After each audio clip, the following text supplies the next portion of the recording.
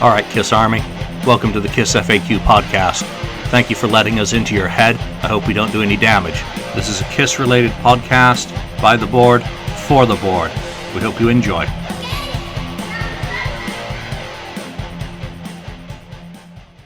Welcome to episode 50 of the KissFAQ podcast. I am your host this week, Lonnie, stlkiss on the KissFAQ message board.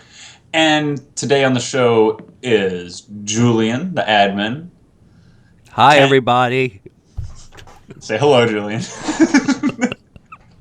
Ken, 69th Blizzard. Hello. And all the way from Sweden, we have Daniel, who's the Wezze, and we're experiencing some technical difficulties with Daniel right now. He might be writing the viewers a message. But thank you for everyone who listened last week and commented on the show last week. Please continue to... Don't laugh. This is terrible. Please continue to comment. We enjoy reading the comments and interacting with the board about the topic from the KissFAQ podcast. So thank you for everyone for listening and commenting. Well, today we are going to do an episode similar to one we've done in the past, kind of a continuation, part 2, if you will. We did a show about top threes of Kiss, just quick hits of favorite things about the band. We're going to continue that today. So let's jump right into it. We're going to talk about the top 3 Kiss, our favorite Kiss album covers of all time. There's some iconic Kiss album covers. There's some bad Kiss album covers. We might get into that here in a little bit. But your top 3 Kiss album covers of all time. So, Ken, let's hear from you first. What do you have for your top 3 Kiss album covers? Top 3 Kiss album covers. It's a hard decision. There's so many, good album covers. Most of them are good. But my 3 are, no particular order really. Rock and Roll Over. I think it's an iconic look to it, and I don't know. Is that number 1 or number 3? At. Is it number 1 or number 3? Rock and Roll Over. Okay. If we're gonna put it in order, I'm gonna say it's number 1 for me. Okay. And then the next one, number 2, I guess we'll go with here. Destroyer. I mean, it's kind of an obvious pick for that. I mean, that's just the first superhero kind of look for the band. The change of the upgrade of the costumes from their pretty much homemade stuff in the earlier years. There was they went full blown on that one, and great painting.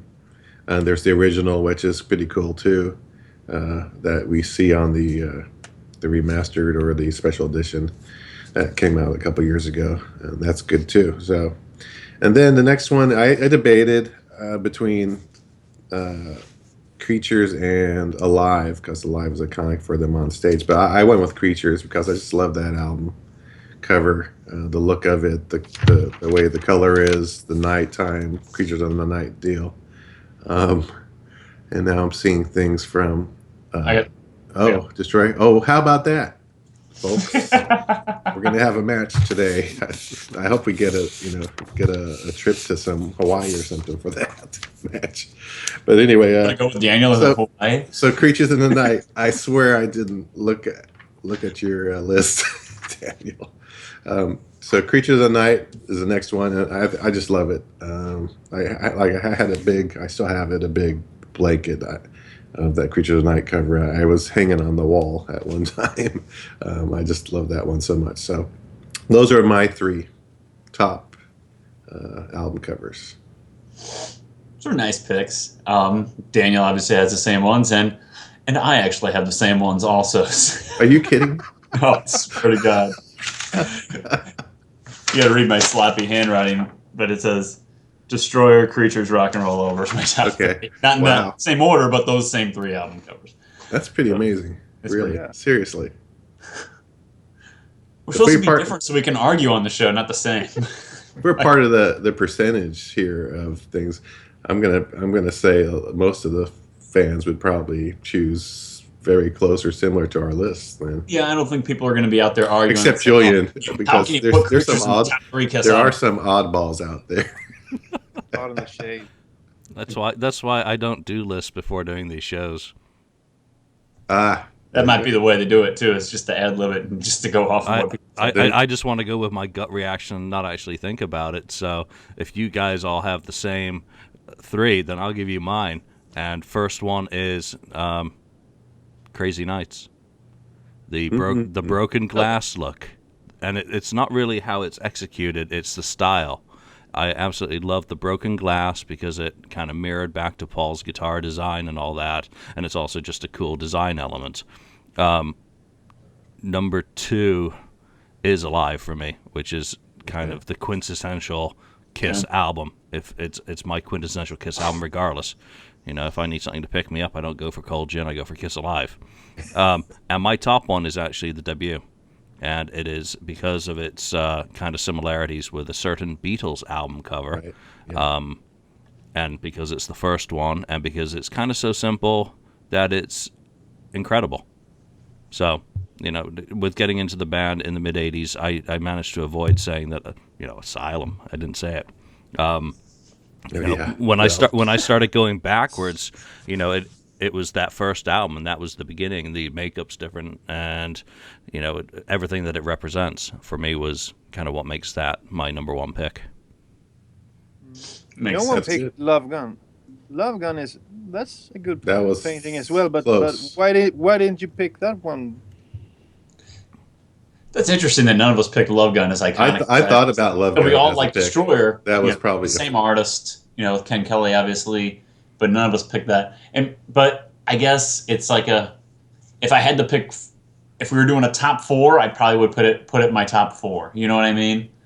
But I guess because Destroyer and Creatures are by the same artist and they are very similar to one another, but maybe it's because Destroyer is just that iconic look, and you've seen that image of the band on so many different forms of merchandise or just ways of advertising the band. You've seen that Destroyer image everywhere, that I went with Destroyer as being, in my top 3. What about you, Daniel? Why would you pick Destroyer over Love Gun? Well, I like the way they look at Destroyer because it's like it feels like they have a lot of power. They are angry. You have the city in the background, and also the backside of the album fits well. If you look at Love Gun, I'm not particularly impressed by the way they presented themselves there with, like the ladies laying in front of them. It felt kind of cheesy. And the back of Love Gun isn't that good either. So I feel that Love Gun is a few steps below Destroyer. Yeah, we could have talked about maybe we've got more variety if we would just said, let's the top 3 back covers. Yeah. I mean, because there's some bad and good ones there too, if you think about it. So. Absolutely. Like the back of the original Kiss album cover is awful. You can't even read the songs hardly on it. So, yeah. If for any of them, it's really dated, that back cover. I mean, that really is 1974. It's like we only had enough money to pay for the front cover. Yeah. Right. It's very true. All right. Well, maybe we can do another topic here where we might have a little more debate and anybody agreeing on the same thing. So let's do favorite non-makeup Kiss songs. Daniel, let's start with you this time. Well, this is a hard one.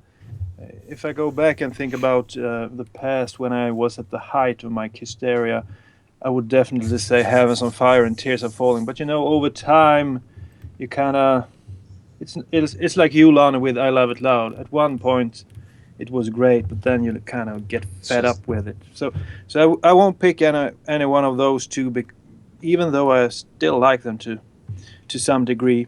But in third place, I would say Unholy, the studio version, of course, nothing else. Uh, Great song, and we've all talked about this earlier. You know, the video, Gene being back in black, looking mean, and I kind of like it. I know there are others here that won't agree with me, but you know, that's my third one. Second one, I'd say I always like the 1-2 punch in the beginning of Animalize. So I'd put I've Had Enough into the fire there. Real cool song. I actually enjoy Mark St. John's riffs or solos on that one.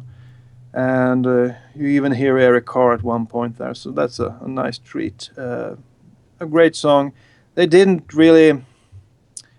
They should have tested it more live. I think they did it for a few shows. I think in England and a few other places, but just a few times. I would love to see them try it again. Well, not now maybe, but they should have tried it more. I think it's a good song. And in number one, at number one, I would pick a song from Asylum. And when it comes to Kiss albums, often if you look at the first song on the Kiss albums, it's a great one. And on Asylum, it is King of the Mountain. I've always liked that one. From the drums to the vocals to the chorus, everything. So that's actually, I'd say that's my favorite song from the non-makeup era. It's a great pick. King of the Yeah. Mountain. It is a great pick. I love it. It's a great song to work out to or to run to, or it's just like I feel like Rocky Balboa when I'm running to that song. Yeah. So I'm running the streets of St. Louis instead of Philadelphia. All right. Those are great picks. What about you, Ken? What do you got? I have almost. I have one match this time, Daniel. So Yeah. I actually thought Daniel was going to choose "Fits Like a Glove" because I know he's talked about that in the past. But you said it was so fucking terrible, so I didn't dare to say it. I didn't say it was terrible. You said the scream was the best part. Oh yeah, it is a good part. What she said. Yeah, it's a good Okay. All right. My songs for non-makeup songs, 3. I guess not in particular order, but the first one I have is "Not for the Innocent." I just love that song. I love the way it kind of builds at the beginning and kicks in that low end of the song. Just the drive of it. I have nothing bad to say about that song. I just love it. I love to hear it. I never skip it. The next song is "Unholy," which Daniel had on his list. Just a great song, a great return to Kiss, coming back from most of the '80s mishaps, and most of it's Gene's mishaps, I guess, in a lot of the '80s, mid '80s. So that's just a great song. And then the next one is it was hard to pick, of course, these 3. I don't know. I was thinking about Exciter and stuff like that, but I went with "A Million to One." I love that Paul song. It's just well written, great, great vocal song. I mean, it's just a piece of work. I mean, I would have released it as a single off of that. I didn't go with the obvious "Lick It Up" and "Heaven's on Fire," maybe because I'm sick of them. I mean, they're great songs, but these are other songs that I really enjoy. So those are my 3. Only one overlap. Very nice. I think when I do mine, I think everybody knows I'm obviously gonna have some revenge picks in there. But Julian likes Asylum, so let's hear Julian's picks. What he has. Again, I get the benefit of not writing down a list, so I can change mine as we get overlap. But I'm not going to change one of the overlaps. So my number 3 pick actually comes from Revenge, and it is "God Gave Rock and Roll to You Too." Yeah. I absolutely love that song to this day. I like the anthemic nature. It's everything that you expect from Kiss at that time. It's kind of a positive rock song.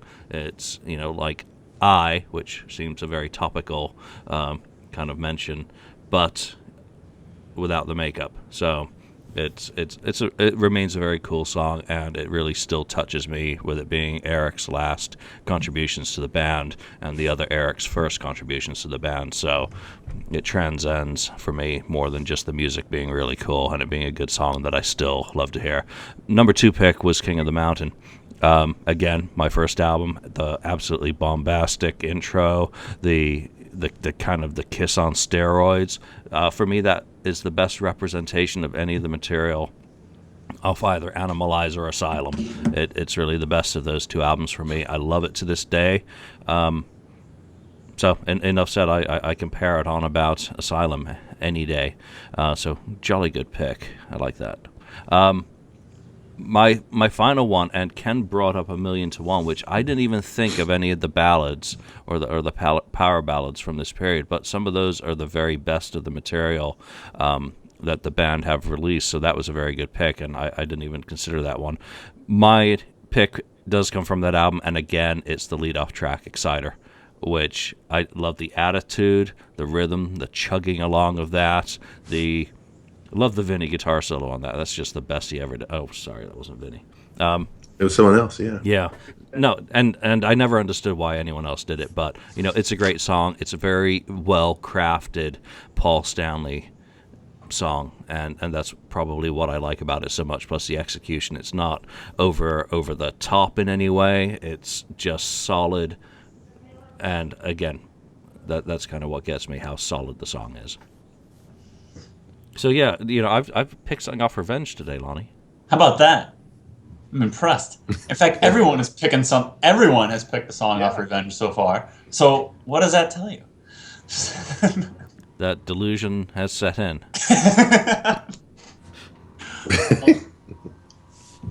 See, I just have to comment if I can make a brief comment on the God Gave Rock and Roll to You pick. I think that track, it was a good track, but it didn't fit the album. If you look at, for example, the lyrics in Thou Shalt Not, you listen to Thou Shalt Not, and they are pretty critical to, the church and all that. And then you have a song like God Gave Rock and Roll to You, which is, telling a different kind of message. So I liked the song, but I didn't think it fit the album. But it's a great song, and if you compare it to the original, it's really good. They were singing about a lot of strange things there, but Thou Shalt Not, great lyrics and everything, and then you have God Gave Rock and Roll to You. I don't think it fit the album, and you have Unwhole, they're talking about tricking kids and sending them off to war and brainwashing and everything. So I didn't think it was a good fit for that album. I totally agree with you, because don't get me wrong, I really, everybody knows how I feel about Revenge, but the song, and I like the song too, but it doesn't really fit well with what they're trying to convey on that album, and trying to be like a darker Kiss, and you know what I mean? Well, I mean, it was on the Bill and Ted's right. Bogus Journey. Sure. I think they had this on an album. Yeah. I understand it. They had the song already, and they probably figured, well, let's just go ahead and add it. That is the only reason it was on the album, is that it was a hit on that soundtrack, and they weren't going to leave it off. Had it been a dud on that soundtrack, it wouldn't have been on the album. You're exactly right. They didn't put Nothing Can Keep Me From You on the next album, Hallelujah. Oh, See, gosh. God did give rock and roll to us. Oh, no. So my 3 for non-makeup, and going back to what Daniel said, Thou Shalt Not is on my list. I love that song. Good pick. It's dark. It's heavy. It's just really just punch you in the balls type song. I like that. So I'm going with Thou Shalt Not. I'm actually going with Heaven's on Fire, and I know I just think it's a great song for where Kiss was at the time, and it's for me, it's aged really well. They haven't overplayed it in concert like they have some of the other songs from that era, and maybe one reason why it'd be kind of hard for them to play with the limitations of Paul Stanley, but Heaven's on Fire still transcends really well for me. And then my number one is Unholy. So, interesting. The three of us take Unholy. All of us take something off Revenge. But Julian and Daniel both take King of the Mountain, and that's I talked about that just a few minutes ago. It's a fantastic song also, and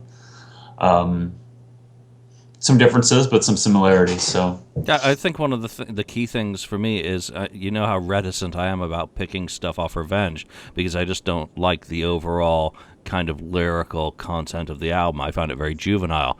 That doesn't mean that it's not got good material on it that's well crafted, that's good musically, and in the case of the song you picked. But if you say that Revenge is a juvenile, if the lyrics are you're trying to juvenile say on the Revenge, what do you say about like Animalize Asylum, Crazy Nights, and Hard in the Shade? It's always pretty. Yeah, but I was 14. Really deep. I was 14 or 15 at that time. By the time Revenge comes along, I'm older. So it's then all of a sudden I'm 20-something and, this is for the kids. This is for the 14-year-olds. That's kind of where I come from on that. At 22, I couldn't look and say, well, you were listening to... How many times did you put on Let's Put the X in Sex when that frickin' album came out, Mr. Gill? Now would you be caught dead playing it? No. So, it's a little bit of hypocrisy, perhaps, but also not realizing that you'd been 14 at one time, and that's just kind of stuck throughout life. Yeah. But what do you think about the version they played of Let's Put the X in Sex on the Convention Store? I think it was kind of cool. I kind of like that one. Yeah, it's all fun and games until they have an 8-year-old girl come up and sing it. Yeah. Then it's kind of creepy at that point. At that point, that just killed it. It's a little uncomfortable. I've never been able to handle that song since. You could handle it before, though? But yet I have no problem with Christine 16. Go figure. Yeah. Yeah, well. I'm 93, you're 16, yeah. Oh, yeah. So, yeah, that's okay, too. All right, let's move on. So, Kiss always has had different tricks that they pull on stage, whether it be different whether it be coming up from the bottom of the stage, coming down from the top of the stage. Obviously, Paul flying out, Gene flying to the rafters. What are some of your guys' favorite stunts or tricks that Kiss does on stage? Julian, let's go to you first. I had a real problem with this question because I really felt I had to be at a concert to witness one of these gimmicks that they did, and having missed so many concerts until the Psycho Circus era, that gives me a very limited amount of bags of the bag of tricks to pick from. So I'm going to keep it there regardless. I don't know how many I have of the three, but I think my top one is the one I hate the most. But it's thinking about it and thinking about when I experienced it multiple times, and that's Paul Stanley flying out to the center stage. I absolutely hate that gimmick now, that it's so overdone, it's just like, do something different. But yet, when I'm in an audience, he goes flying over your head, which at the last show in I think it was Concord, he went directly over my head, and it was like, reach out and touch his foot close, that I was like, wow, that's actually pretty neat. And then the next time I see it on the video, I'm like, oh, God damn it, get rid of that freaking, So, for me, Paul Stanley flying while being past its sell-by date is one of the coolest ones that I've gotten to see. I also like the way they did it in Vegas with him going around the perimeter of, I think it was the second level of the venue. That was kind of like a neat reinvigoration of it, where he did part of Black Diamond, I think, on one mini stage on one side, and the start of his solo on the other. So, if I'm to pick another one, I'm going to take Gene's flying up and puking blood. Just because it's been such a part of the show, going back to the Dynasty tour, that it's so ingrained. And I'm going to leave it there with two picks. I would love to say that I like to see Tommy or doing this, or Eric with his bazooka pointed backwards, shooting shit down from the stage, but it doesn't do a thing for me. So I'll just stick with Gene and Paul. Very good.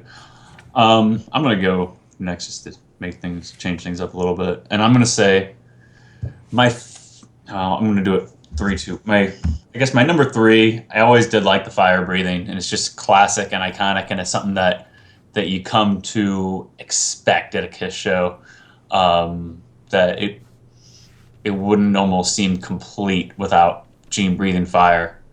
And I know, and I've enjoyed that over the last decade or so. They've kind of switched it up that it doesn't have to be at the end of Firehouse. That that they've done it after the end of Hotter Than Hell, and they've done it at the end of War Machine. That we don't. Well, Gene's breathing fire, so we have to play Firehouse every single night. And I've liked that they've been able to change that up. It's because if you're not a hardcore Kiss fan, you know that at some point in the show, Gene Simmons breathes fire, and it's just something that you come to expect going to a Kiss show. So,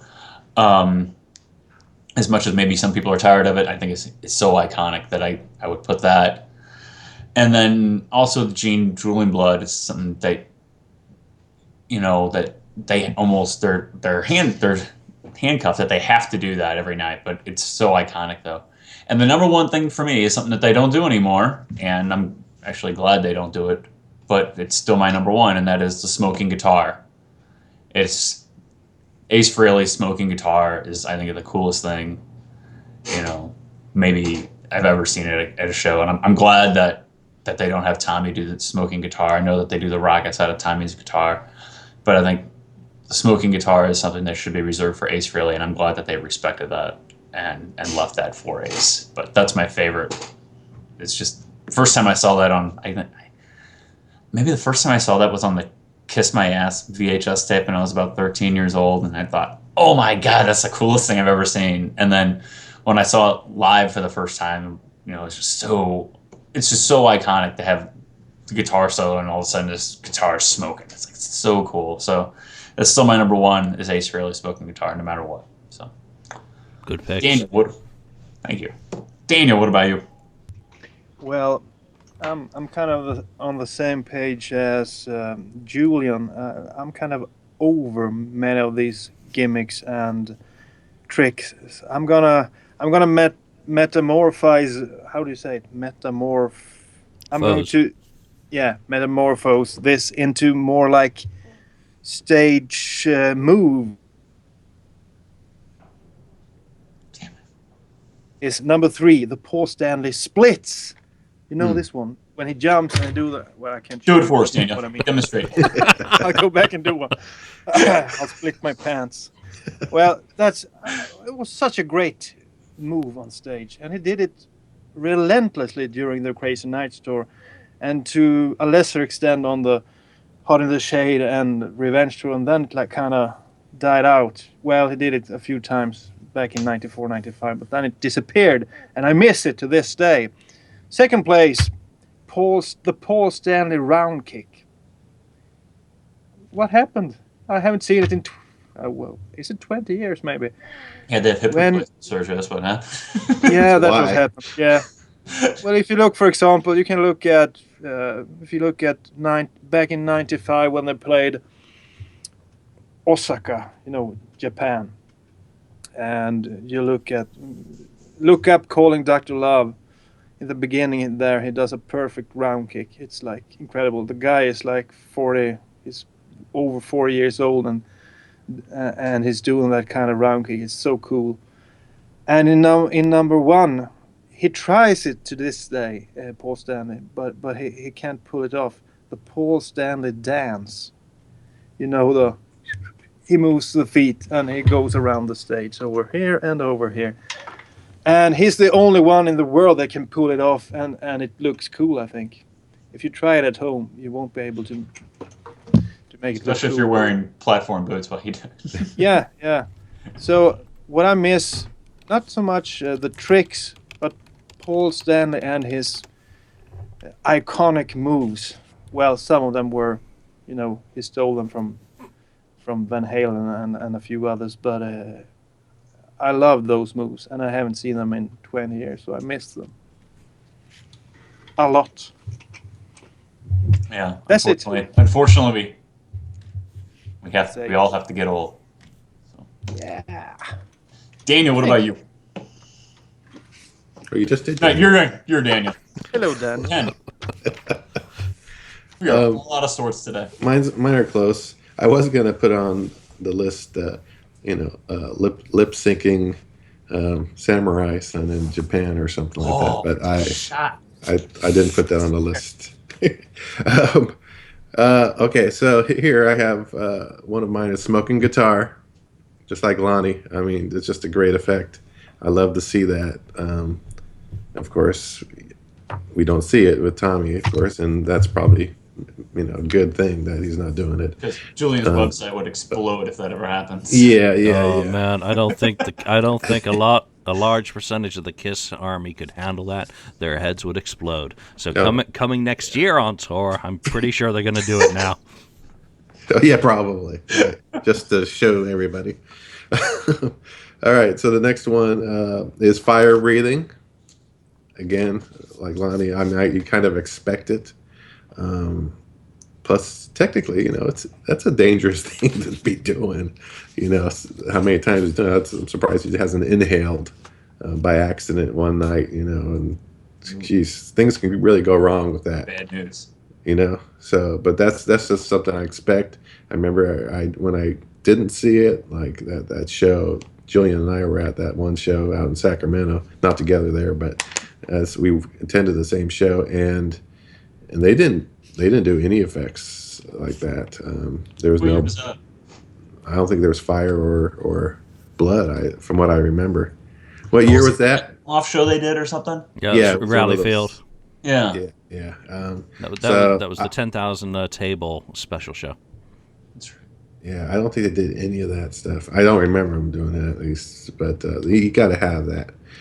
And then the other one on my list is like Daniel's. I put Paul's jumps and leaps. I mean, especially when he was younger, man, he could really get up there. I mean, he got some air. And he did some crazy things, and I do like what Daniel said about his dancing. I mean, if you go back to one of those old, I want to say, you don't have to go that far back. If you look at Kiss Confidential, well, I guess that's 20 years. Oh yeah. But the things he was able to do, that he was able to do in 7-inch heels. I mean, that's just amazing, really.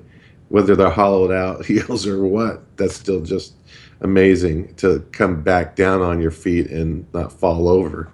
And his dancing in those was just amazing, how quick his feet were moving. And he just, at the beginning of the show, you see the show, he comes out and he just like shuffles, the quick shuffle across and back. Like, holy, how can you do that? How was he standing up? It's just amazing. How's it still vertical? Do they have a treadmill on stage, or what is it?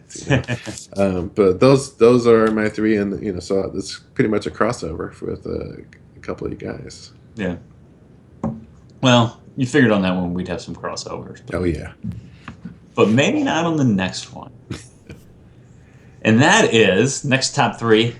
I'm going to throw out there is top 3 songs you want Kiss to play when they tour in 2016.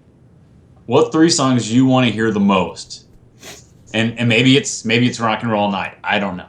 But what 3 songs would you want to hear Kiss play more than anything else when they tour in 2016? Daniel. Well, I guess we have to pick a lot of Gene Simmons songs. But What the shit? Oh, nowhere. Please so I'll explain. start with in my third place. I could almost pick anything from Asylum because that's my favorite Gene album. I guess, well, at least non-makeup album. He has a lot of good tunes on that one. But I'll go with one of the ones that didn't get a lot of love on the Asylum episode earlier on in the Kiss FAQ podcast history. But I'd love to hear like an up-tempo song with Gene Simmons with some screaming and stuff. Like Love's a Deadly Weapon. That's in my third place. I'd love to hear that one. I guess they would only play it once and then I would never play it again. But that would be enough for me. No one would know it in the crowd. And in second place, here it comes. Fits like a glove. So you I weren't knew that it. far off. Yeah. You knew I it would know make many an appearance people. on the show. Yeah, many people don't like this one, but you know, it was in the set list from like 83 to up to 90 at least, so 7 years there, and they never played it after that. I think it's a cool song for Gene. He doesn't have a lot of up tempo songs, and that's another one he could do, and I think he can pull it off still to this day. It would be cool to see it in makeup. It adds something. Yeah. And in the first place, I have "Not for the Innocent." I always love Gene doing, those kind of mean songs. But I wouldn't pick the studio version. I would pick the demo version. And maybe you could have, the one where they're trade vocals, Gene and Paul. So I would like it played like that with them trading vocals. And if Paul can't pull it off, you can put Eric Singer there, and he would do a fine job. So that would be cool to hear. Be fun. Those are fun songs that they haven't done in forever. I would at least get hardcore fans fired up, and the average fan might go get another beer or something. Who gives a shit about them? Who gives a shit? It's about us. More important than other people. So, Julian, what about you? Well, I agree that it kind of needs to be more Gene songs than Paul songs, but my first pick would be "Nobody's Perfect" off Sonic Boom. It's kind of a later day album, pardon me, that's been neglected somewhat, where if you think of what they did with Monster, they came out, they at least tried 5 or 6 songs off there. They never really gave Sonic Boom as much stage time, and I think that's because it dates from the 80s anyway, for the most part. It's a good way of having old Gene and new Gene in one package, along with Tommy and Eric both being fully invested in that material. So give me some Boom. Number 2, I'm going to say throw Paul a bone here, and Mr. Speed. Yes. I think they've shown that they can make it work to a certain extent with his new reality. So why not throw that one bone to the 1% who would actually care? And, let's get over this hump of fucking caring about the excuse of we have to do the classics because that's what people expect. No, people are going to a Kiss concert and what they expect is a show. And I don't think the soundtrack really matters a damn as long as there's blinking lights, flames, blood, and flying. The minions and masses won't know the fucking difference of what is actually going on in the background. So throw Mr. Speed out there and give us something that we can stop complaining about online. And then I think I want to see... Oh, God, I want to see something off Dynasty. And, I think probably I would have said Save Your Love because it's one of my all-time favorite songs, and I'd love to hear it live, but I don't really think I can allow Tommy to sing that, so we'll have to take Charisma out, which is a good attitude-filled kind of easier song to play. I just think it could be fun to have a little bit of charisma on stage and have Gene, maybe just the body language that would go along with the performance of that song could be really an entertaining part of the show. So that's as deep as I want to go. I mean, I did think about some of the 80s albums, but I don't think it works. So that's my 3. You're good. I like the Nobody's Perfect. That'd be really cool. So, and you're right. You're right about people aren't going there for those certain songs. The common fan is going there for the tricks that we talked about a little bit ago. They're going there because they want to see the fire breathing. They want to see the blood drooling. They're not going to know the difference between Nobody's Perfect or Cold Gin. They're not. But for whatever reason, Kiss or Gene and Paul or Doc McGee or whoever is calling those shots can't see that. They're going to be happy. They're going to be, woohoo, rock and roll all night, yay! Detroit likes to do rock and roll all night. Yeah, play those, okay. Play whatever else you want. They've got their recognition. Yeah, that's what I mean. I when I said like, who gives a shit about the casual fan? But they don't give a shit about what Kiss plays. So they could easily put in at least 3 obscure tunes, and the casual fan he wouldn't have a clue. He wouldn't care, and it would be a great show for him, nevertheless. So put in a few, you know, oddities. Yeah, not to harp on about it. They're going to see Kiss. They're not actually Yeah. going to listen and analyze and count the drum beats. Absolutely. Yep. Ken, what about you? What do you got? Well, I like your guys' picks, especially Mr. Speed and Not for the Innocent. They were close to my list for getting on there. But my list is, and actually Charisma, because Charisma is on my list, Lonnie. Or Julian. Julian, sorry. Julian. What's up with the what's your names name? today? We are I all don't know. It's one of those days. Yeah. But Charisma is on my list. I always love that song, and I think, like Julian said, it would be great to see live. Really would. I think they could do it well. The next one is I'd like to see "Take Me." That's just a great, song from Rock and Roll All Over, and it just drives, just a great driving song, and I think Paul can still pull that off. Actually, pretty good. And the next one is I would like a new song, brand new song on the next Slow tour. down there. Hey, I'm hoping Yeah. that somehow they treat us with a new song from maybe a new album that's comes out or forthcoming. It would be nice. I know Gene said he's written some anthem song that's like, rock and roll all night or something. Hey, if it's close to it, maybe it might be pretty good. Hello Kitty, hello Kitty, hello. Something like that, I can Yeah, imagine. that's right. Okay. Oh gosh. It's perfect. A new song. Now you've asked for it because they're probably going to play "Don't Touch My Ascot." Oh Yeah. Get what you want, Ken. no. I'd rather them sing White Christmas. Those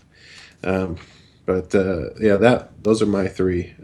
But there's a lot that we can choose from, of course. Those are good. My 3 are, I'm going to go Ladies' Room, since they played it on the cruise and it sounded really great on the cruise. You guys thought I was going to say Domino or something. But I'm going to go Ladies' Room. I thought it sounded really cool on the cruise. It's a song that they've really neglected since they put the makeup back on. It was a staple back in the live show back in the 70s. So I'm going to say Ladies' Room. And I'm going to say Watching You. I think would be really cool. It's obscure, but at the same time, it's on a live. You know what I mean? And it's a great driving tune. I love the riff on that song. And then my number 1 is actually going to be a Paul Stanley song, and it's King of the Nighttime World. They teased us and opened with King of the Nighttime World on a few of those first shows in the United States with Def Leppard. And I thought, I'm finally going to get to hear King of the Nighttime World for the first time live since the reunion tour. And then after about 2 or 3 shows, they dropped it and never came back. And I was severely disappointed that I didn't get to hear it. But I would love to hear King of the Nighttime World at least one more time played by him. So those are my 3 songs I'd love for Kiss to crank out on the next tour. And any of the songs that I think you guys have mentioned, I think I would be blown away if they played any of those songs. They'd just be like, finally, just change it up a little bit and play something for your hardcore fans that's putting that money in your wallet. So, all right, on to another one. Top 3 guitar solos in a Kiss song. Do you guys have? This one's a little hard for me, but it's kind of hard to pinpoint certain ones that I really like more than others. But let's see what you guys. It was so easy. I felt. Well, then Daniel, please go ahead. Yeah, I felt like three of my favorites. Like first one in third place, I would put "Tears Have Fallen." Bruce Kulick in his finest moment. I remember watching that video back in 85 and being blown away by that solo. Even when I was a kid, I liked it. And to this day, I think there's some, I don't know what it is about it, but I like it a lot. That's my third pick. Second pick, I would put an A solo, Parasite. And it's kind of strange with solos. You don't really know why you like them. I'm not sure what you think about that solo, but to me, it's like the perfect solo for that song. And my number one is a really extended solo. If you think about it, he plays the solo for a while, and then they do some stuff. I think Paul does a bit, and then he continues the solo. It's the solo from Juice. He solos for quite an extensive amount of time, and I'm just blown away every time they play that one. And if you want to see a good version, you can go to like Cobo Hall 76. Wow, I can watch that solo so many times. I don't know what it is about it, but that's my all-time favorite solo. So, Deuce, Parasite, and Tears Are Falling. 3 excellent picks.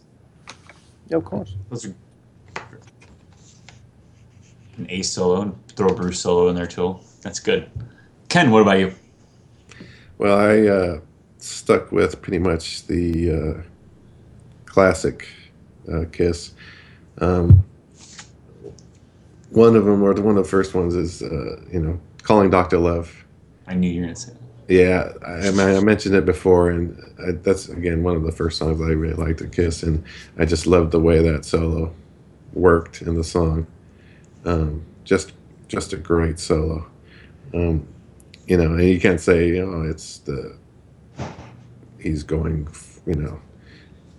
he's doing a lot of extra things in it. No, it's just a perfect fit for the song, and it sounds great.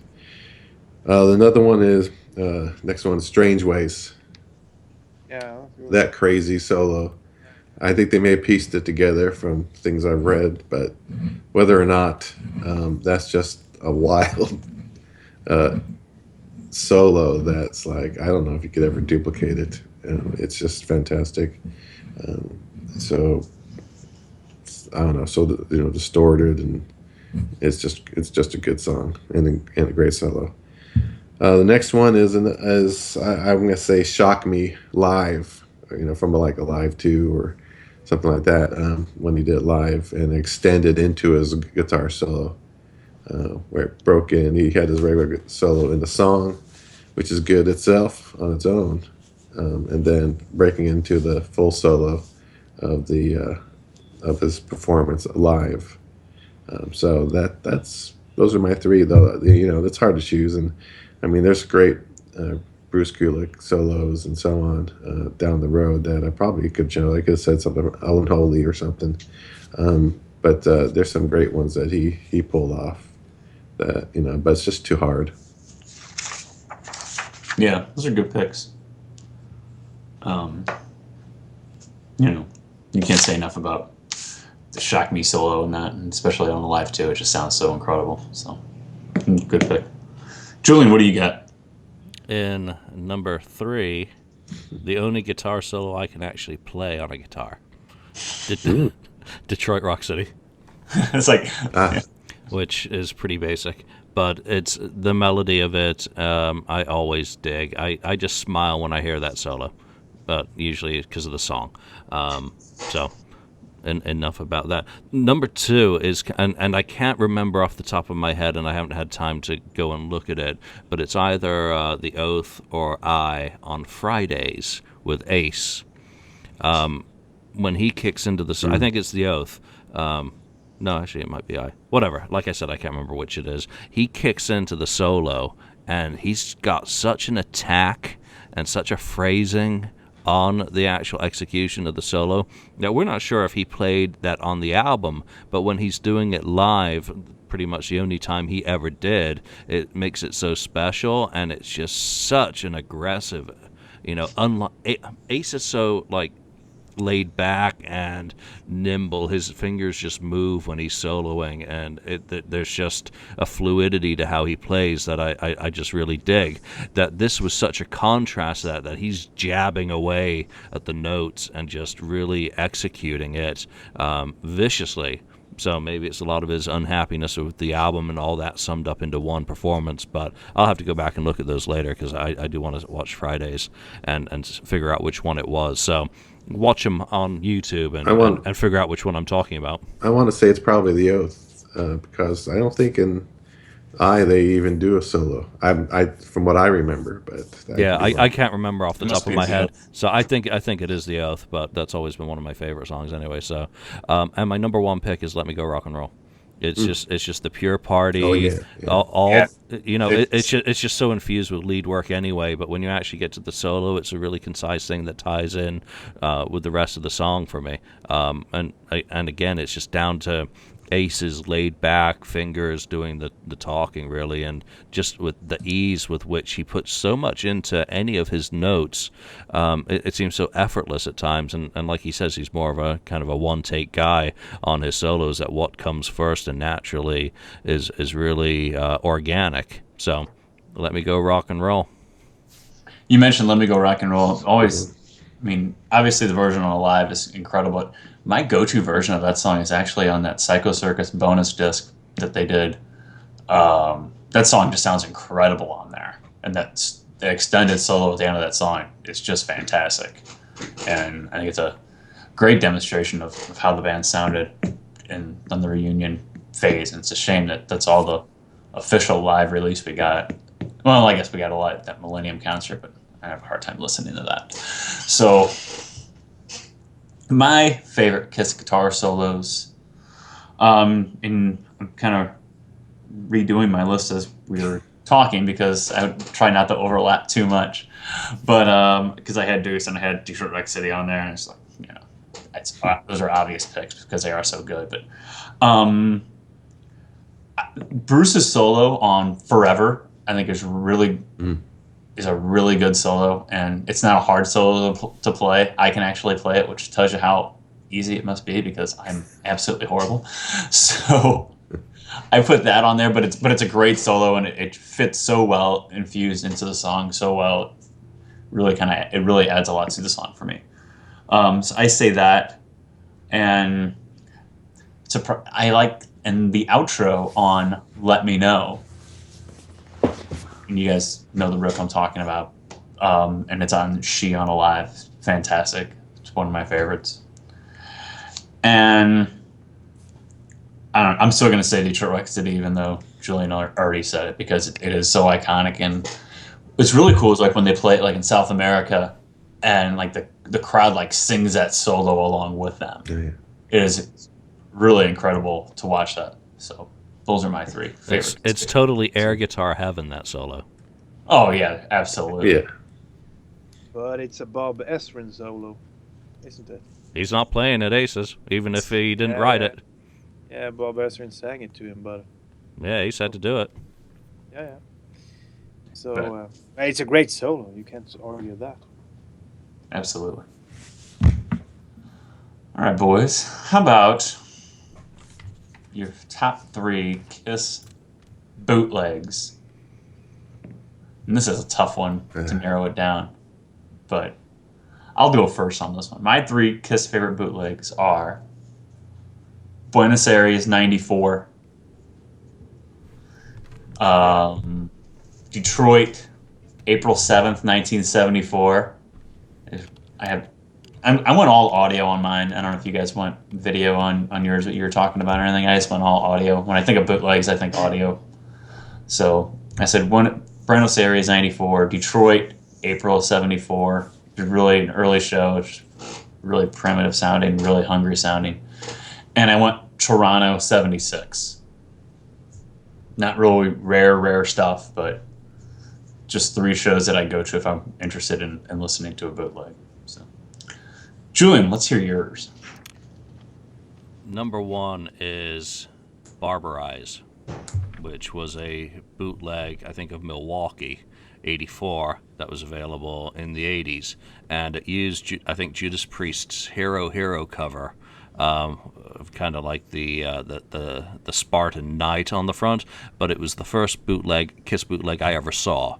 So it's strictly there for emotional reasons rather than the content, which I don't find particularly stunning, and there's certainly better shows from the era. And people will correct me if I got the wrong show and the details on that, but it's more because of the cover and the title. Number 2 is going to have to be at the Bayou, 74, March the 25th. One of the earliest shows around, just because it's, got Acrobat in there, and it's just the solid first tour set. And it's just one of those ones that I always download new torrents of it in hopes that it's slightly better than the version that I had last. And my number 1 pick is going to be June 73, the club show, which obviously it's still recent in the mind, but just because it is the earliest full live performance of the band, I believe. And you get the Peter Criss band, basically, because he's still talking a lot behind the drums. You've got the conga line, you've got the Wicked Lester transition material, you've got the Kiss material starting to take shape and find the form that people like Sean Delaney were really gonna, contribute to later on in the year. So that has got to be my top pick, just because, as raw as it is, it's just too cool. Very good, very good. It's excellent picks as well. I mean, there's so many good ones, so it's tough to choose if those are good ones, Julian. Daniel, what about you? Yeah, I think it's, as Julian said, it's kind of an emotional pick, all 3 of mine, because I still go to those bootlegs that I liked in the early 90s, when I'd listened to a lot of current Kiss bootlegs. So in 3rd place I would put when they did the club tour in '92. A great tour. A way of introducing Eric Singer as the new drummer, and it was raw, and it sounded great. And there are a few really good bootlegs from that tour, and my favorite is, and mostly because that's the one I got my hands on, it was called Brooklyn Rock City. They play in Brooklyn. Great bootleg, great sound. And there's actually a video of it now on YouTube if anyone wants to watch it. In 2nd place, I would put... Yeah, we have a bass drum going on who's kicking their desk. What? Oh, sorry. I'm just thinking about the songs and starting to strumming my fingers here. Can you hear this? Yeah. Okay, Yes. okay. So in 2nd place, I would put a few years later, when they were really not that popular anywhere. They went to Japan, and they played a short tour there when there were an earthquake going on, so there weren't a lot of people at the shows because people couldn't get there. And they play a few songs, and I've mentioned this previously, but the Tokyo show that's on a bootleg is just, the sound of it is incredible. I would say it's one of the best sounding bootlegs ever. And the version that they do of, for example, Black Diamond with Eric Singer on the vocal is magic. And so that's my 2nd pick. And first, my number 1 of all time would have to be one of the 94 shows in South America. I think I would pick Santiago, because mostly because that's the first video I got, and I played it until it, hundreds of times, I would say. But Buenos Aires is also a good pick. It was a really cool tour, that one. They didn't have a lot of effects, but it still worked. Of course, they fed off the energy from the crowd. the crowds in South America are incredible. And when I was at the reunion tour in Stockholm back in, I think it was '97, it was kind of like that. It was the craziest I've ever seen a Swedish crowd go. So that's my favorite concert memory, and I guess it's like that every time in South America. Yeah, the South Americans know how to have a rock and roll party. Oh yeah, That's for sure. Those are great shows. Like, I could not put in one of those South American shows. It sounded so great on that tour. That lineup to me was just clicking on all cylinders at that point. So, Ken, what about you? Well, mine are audio visual, I guess, the mix. First, I would choose 75 San Francisco Winterland, the video. Everything about that's great. Even the sound's good on that. The quality and the video. I just love to watch that. Those are one of the ones I just go back and I can watch over and over again. So that's really great. Another one is also video, 77 in Largo. And that's pretty much regarded as a good, video bootleg to check out. And actually that's, I think they haven't put it on any Kissologies, that one, I don't think. So that was, I think, missing. I think they put 79, which is another one that was, had more grainy kind of picture anyway. But I do have the 79 rehearsal audio, which is it's fun to listen to every now and then, but that's not really on my list.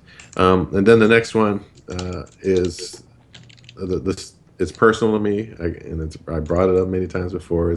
It's the Stone in San Francisco for the Revenge Club tour, the first show, and it's just reminds me of when I was there, and it's pretty decent quality, but you can hear the aggression in the way they're playing, and just the song selection that they picked on that just covers everything. It really does. And it was just a great show. Can't help but listen to that one.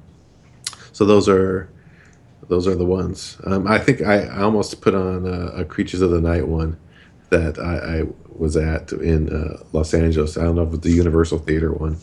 I think that's out there too. That's pretty good quality.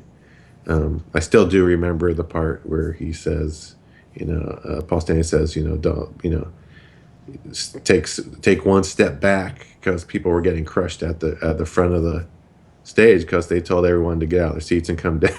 Right. And I was one of the people getting crushed at the beginning at the front of the stage. So, but that's another good one. That's almost made my top 3 there too. How many attended that show? How was the attendance? I don't have the numbers. Maybe Julian can pick that up because he's usually quick at.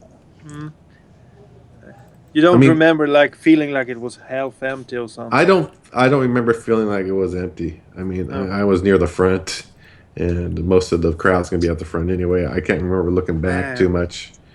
Must have been the Motley Crue fans misbehaving.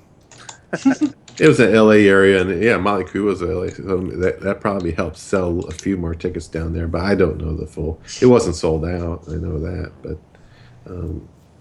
it seemed a good enough crowd,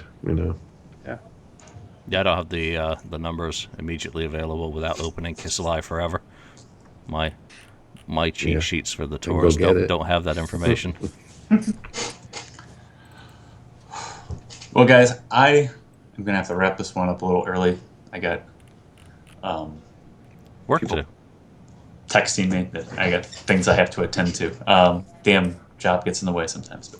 But we can continue this. I think we'll have to have a part 3 of favorites. Or the worst.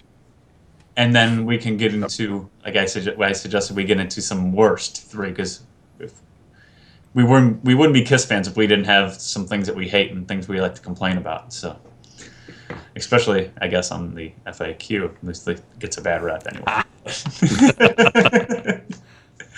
thank you guys for joining today, and thank you for 50 great episodes of the KissFAQ podcast. Sound like a broken record, but I love doing these with you guys, and it's a great time to sit and discuss our favorite bands. Yeah. So for Daniel, who's responsible for the KissFAQ podcast, in its inception. So for Daniel, and for Ken, and for Julian, I am Lonnie Wezze, stlkiss on the KissFAQ message board. Watch the show on YouTube, listen on iTunes, listen on Spreaker, download directly at the KissFAQ website. For free. For free. How about that? What else Kiss can you get that's free but the KissFAQ podcast? Thanks for listening. You stay classy, Kiss Army. Thank you for spending time listening to the KissFAQ podcast today. All sales are final. There are no refunds. If you like, look us up on Facebook or come over to the KissFAQ message board and discuss the topic we broadcast today. We hope to see you again.